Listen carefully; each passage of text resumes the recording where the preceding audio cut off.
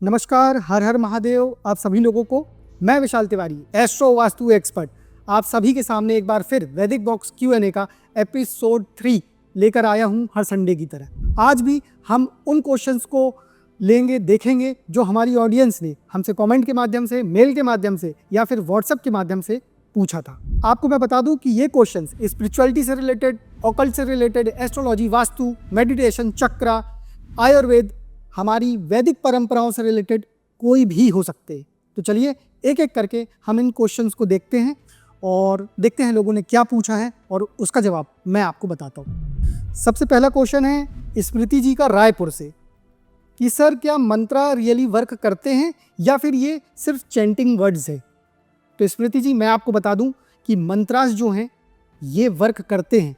Actually आपको ये भी बता दूं कि हमारे जो वैदिक ऋषि थे ये बहुत ही महान विद्वान लोग थे। इन्हें पता था कि ये जो मंत्र हैं ये साउंड वाइब्रेशंस हैं और ये अलग अलग फ्रिक्वेंसी में वाइब्रेट करते हैं, और साइंस ने भी यही पाया है।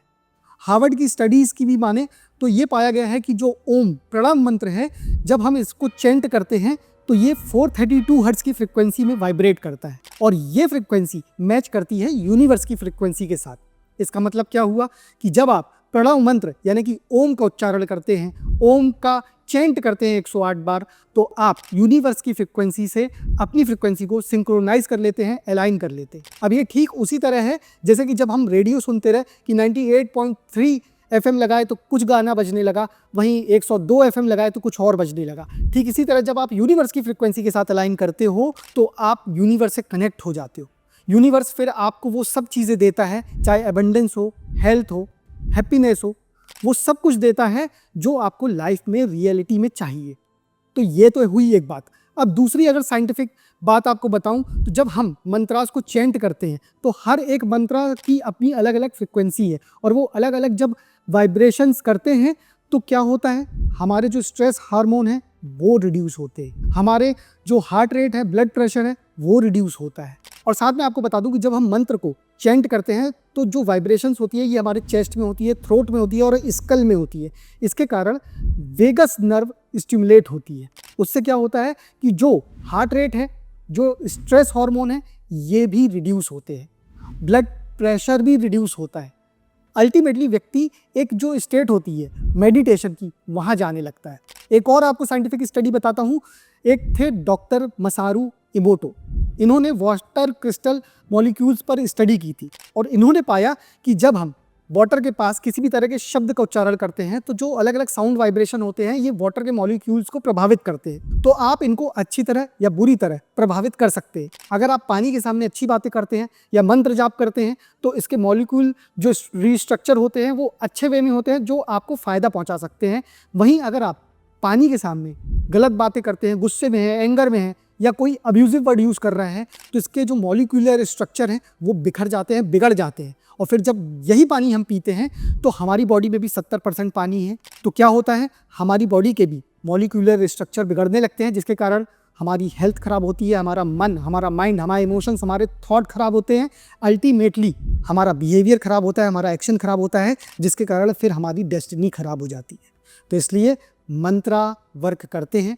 कोई भी मंत्र आप जाप कर सकते हैं, प्रणव मंत्र हो, महामृत्युंजय मंत्र हो, गायत्री मंत्र हो, या अलग अलग चक्रा के भी मंत्र होते हैं। 7 चक्रा हैं, लम, वम, रम, यम, हम, ये सब अलग अलग तत्वों को बैलेंस करने के लिए हैं। इनको आप करेंगे तो आपको बेनिफिट खुद मिलेंगे। चलिए नेक्स्ट क्वेश्चन देखते हैं।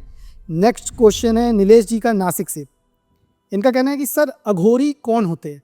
तो नीलेश जी, आपको बता दूं कि अघोर का मतलब होता है जो घोर ना हो, मतलब जो सरल और सहज हो, जिसके अंदर निडरता हो, वो अघोरी है। जिसको किसी चीज़ का भय नहीं हो, वो अघोरी है। जो परम आनंद को पाना चाहता है, परम आनंद की स्टेट में रहना चाहता है, वो अघोरी है। और अघोरी संप्रदाय है जो शैविज्म को फॉलो करता है।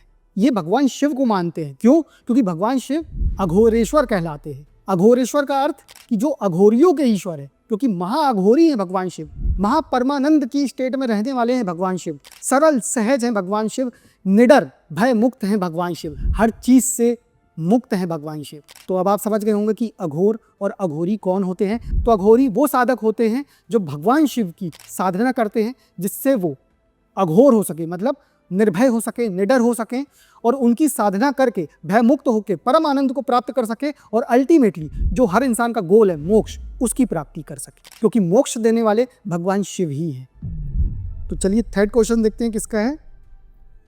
थर्ड क्वेश्चन है वरुण जी का भोपाल से कि सर मैं भगवान शिव को प्रसाद चढ़ाता हूँ और फिर उसके बाद मैं उसे ग्रहण कर लेता हूँ, लेकिन बहुत से लोगों का कहना है कि नहीं खाना चाहिए भगवान शिव को चढ़ाया हुआ प्रसाद।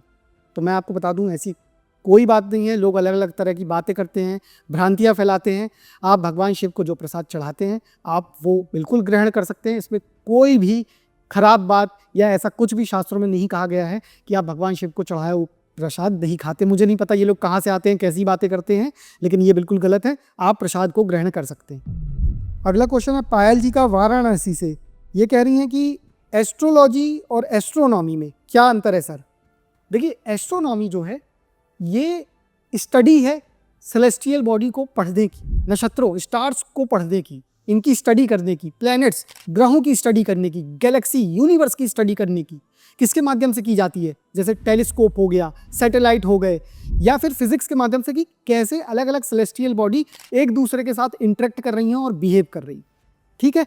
लेकिन एस्ट्रोलॉजी जो है ये स्टडी है कि ये सेलेस्टियल बॉडी, ये जो स्टार्स हैं, नक्षत्र हैं, ये जो प्लैनेट्स ग्रह हैं, इनका ह्यूमन बॉडी पर क्या इफेक्ट पड़ता है। जब किसी भी व्यक्ति का जन्म हो रहा है उस समय प्लैनेटरी पोजीशंस क्या थी, स्टार्स की पोजीशंस क्या थी, जिसके कारण उसके बिहेवियर में, उसके करियर में, उसके रिलेशनशिप में, उसकी डेस्टिनी में प्रभाव पड़ता है। एक प्रकार से आपको बताया जाए तो एस्ट्रोनॉमी है साइंस ऑफ सेलेस्टियल बॉडी और एस्ट्रोलॉजी है कि how the celestial body effects human being. तो आप समझ गए होंगे कि एस्ट्रोलॉजी और एस्ट्रोनॉमी में क्या अंतर है।